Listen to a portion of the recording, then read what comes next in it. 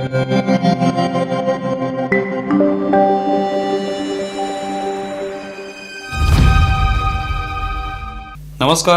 News डंकामध्ये मी महेश विचारे आपल्या सगळ्यांचं मनपूर्वक स्वागत करतो.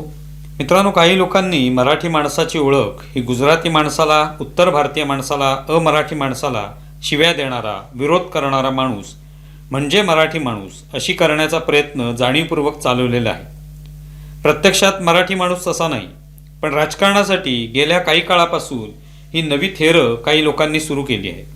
मग कुठेतरी मराठी बोलता येत नाही म्हणून अमराठी माणसाला मार, कुठेतरी त्याचं दुकान फोड, कुठेतरी त्याची कॉलर पकड आणि तुमको मराठी बोलणे को नाही आता क्या असा अस्सल मराठीत जाब विचारून त्याच्या कानाखाली वाजवू असे प्रकार आपण पाहिलेले आहेत. महानगरपालिकांच्या निवडणुकासाठी हाच नारा सगळीकडे देण्यात आला, महापौर मराठीच पाहिजे. बरं, आपण निवडणूक लढवली आणि आपला महापौर मराठी केला तर काही हरकत नाही, आपल्याला मराठी माणूस निवडून देत नाही, पण दुसऱ्याने मराठी माणूसच महापौर केला पाहिजे अशी विचित्र मागणी करायची, असा सारा मामला आहे.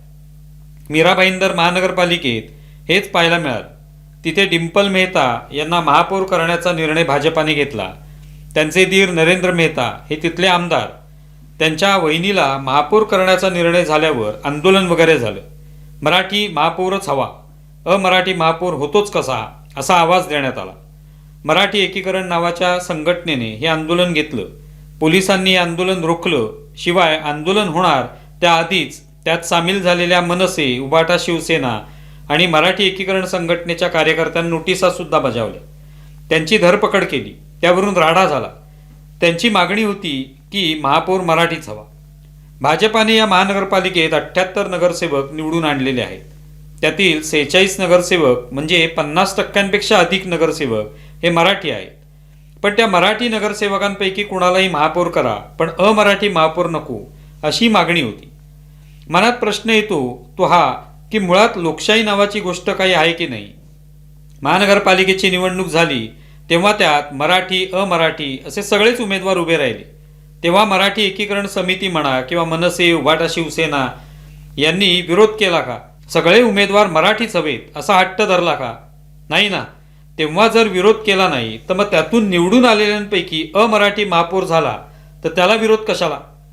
मग असं असेल तर त्या डिंपल मेहता यांच्यासमोर असलेल्या काँग्रेसच्या रुबीना खातून या कोण आहेत? त्या मराठी आहेत का? याबद्दल कुणी बोलताना दिसून येत नाही. तेव्हा हा विरोध फक्त सोयीस्कर आहे हे स्पष्ट होतं. बरा, विरोध करण्याचा अधिकार आहे का तुम्हाला? मीरा भाईंदरमधील मराठी माणसांनीच भाजपाच्या 78 जागा निवडून आणून त्यांना बहुमत दिलंय ना. मग त्या मराठी माणसाचा मान राखायला नको? जे मराठीच्या नावाने राजकारण करतात त्यांचे तो उमेदवार याच मराठी माणसांनी निवडून दिलेले नाहीत. त्याची कारणं कोणती हे जरा तपासून पाहिलं पाहिजे. आता कुणाला महापौर करायचं हा अधिकार त्या बहुमत मिळवणाऱ्या पक्षाचा किंवा पक्षांचा असतो हे तुम्हाला ठाऊक नाही का? निवडून आलेल्यांपैकी कुणालाही महापौर करता येईल हा अधिकार या पक्षांना दिलेला आहे. त्यात कोणतंही न्यायालय सुद्धा हस्तक्षेप करू शकणार नाही. मग आंदोलन करून उगाच वेळ घालवण्यात अर्थ काय? जिथे मराठी महापौर झाले तिथे काय केले? या मराठी माणसाची बाजू मांडणाऱ्या संघटना आणि पक्षांनी त्या मराठी महापौरांचा सत्कार वगैरे केला का? त्याचं कौतुक केलं का? ते केलेलं दिसलं नाही. म्हणजे मराठी माणूस महापौर झाला नाही की टीका करायची, पण जिथे मराठी माणूस महापौर झालाय त्याकडे धुमकूनही बघायचं नाही. हा कसला दुटप्पीपणा? आता ते नरेंद्र मेहता तिथले आमदार आहेत, ते उत्तम मराठी बोलतात, याचा अर्थ ते अनेक वर्षे तिथे राहिलेले आहेत, त्यांचे कुटुंबीय तिथे राहिलेले आहेत, त्यांना याच मराठी अमराठी लोकांनी आमदार म्हणून निवडून दिले. लोकशाहीत कुणाला निवडून द्यायचं हे लोक ठरवतात, कुठली संघटना ठरवत नाही कुणाला कोणतं पद द्यायचं ते. मराठी माणूस महापौर हवा हा आग्रह ठीक आहे, पण तो आग्रह विचारात घेतलाच पाहिजे असं काही नाही. जर मराठी महापौर केला तर त्या मराठी महापौर झालेल्या नगरसेवकाला अमराठी लोकांनी मतदान केलेलं आहे की नाही हे लक्षात घ्यायला नको. उद्या त्याच अमराठी लोकांमधून एखादा चांगलं काम करणारा व्यक्ती उमेदवार म्हणून उभा राहिला तर त्याला मतदान करणारा मराठी माणूसही असेल. वर्षानुवर्ष तिथे राहिलेले अमराठी हे देखील तिथलेच रहिवासी आहेत. त्यांना जसा मतदानाचा अधिकार आहे तसाच तो उमेदवारीचाही आहे, महापौर होण्याचाही आहे, हे लक्षात घ्यायला नको. ज्यांना मराठी माणूसच महापौर व्हावा असं वाटतं त्यांची निवडणुकांमधली कामगिरी काय? का नाही मराठी माणसं त्यांना निवडून देत किंवा का नाही ते निवडणुकीला उभे राहत? मराठी एकीकरण समितीचे लोक उभे राहिले होते का या निवडणुकीला? ते जर निवडणूक लढवणार नसतील आणि केवळ आम्ही म्हणू त्यालाच महापौर करा अशा मागण्या करणार असतील तर त्याला काय अर्थ आहे? राष्ट्रवादी काँग्रेसचे प्रमुख अजित पवार यांचं अपघाती निधन झाल्यानंतर त्यांच्या पक्षाचं अध्यक्ष कुणी व्हावं याचा अधिकार काही पक्षांनी स्वतःकडे घेतला. तो अध्यक्ष पटेल नको पाटील हवा ही घोषणा हेच लोक देत होते. राष्ट्रवादी पक्ष कुणाचा, आपण कोण याचं कसलंही भान न ठेवता त्यांच्या पक्षाचा अध्यक्ष कोण व्हायला हवा, कोण व्हायला नको हे ठरवण्याचा अधिकार दुसऱ्या पक्षाच्या नेत्यांना कसा काय प्राप्त होऊ शकतो? आपलं ठेवायचं झाकून दुसऱ्याचं पाहायचं वाकून हाच तो प्रकार झाला. गेल्या काही काळात मराठी माणसाची एक प्रकारे बदनामी करण्याचे हे प्रकार आपल्याला पाहायला मिळतात. मराठी माणूस म्हणजे जणू काही कद्रू वृत्तीचा आहे. तो अमराठी मराठीतर लोकांना फक्त शिव्या घालतो, त्यांच्यावर चालून जातो, त्यांच्याशी हाणामारी करतो अशी प्रतिमाच तयार केली जाऊ लागली. छत्रपती शिवाजी महाराजांचं नाव घेऊन जे लोक राजकारण करतात त्यांना हे ठाऊक नाही का की शिवाजी महाराजांनी विविध समाजातील लोकांना एकत्र घेऊनच स्वराज्य निर्मितीचं स्वप्न पूर्ण केलं. 18 पगड जातीचे लोक महाराजांच्या सैन्यात होते, स्वराज्य निर्मितीत होते. याचा अर्थ लक्षात घ्यायला नको.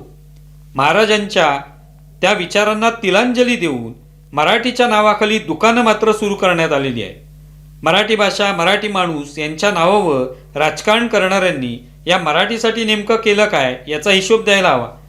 मराठी माणसाचं एकीकरण चांगलंच आहे, पण त्याचा अर्थ बाकीच्यांची शत्रुत्व असा अर्थ होत नाही हे त्यांना सांगण्याची गरज आहे.